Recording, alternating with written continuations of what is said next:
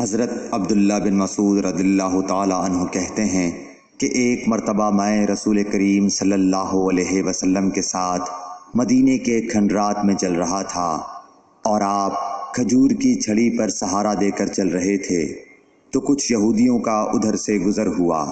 ان میں سے ایک نے دوسرے سے کہا کہ آپ سے روح کے بارے میں کچھ پوچھو۔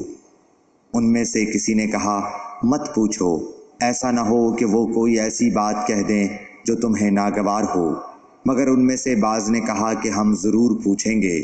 پھر ایک شخص نے کھڑے ہو کر کہا اے ابو القاسم، روح کیا چیز ہے؟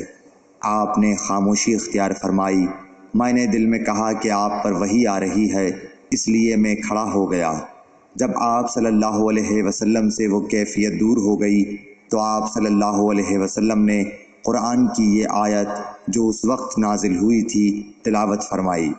اے نبی، تم سے یہ لوگ روح کے بارے میں پوچھ رہے ہیں، کہہ دو کہ روح میرے رب کے حکم سے ہے اور تمہیں علم کا بہت تھوڑا حصہ دیا گیا ہے، اس لیے تم روح کی حقیقت نہیں سمجھ سکتے۔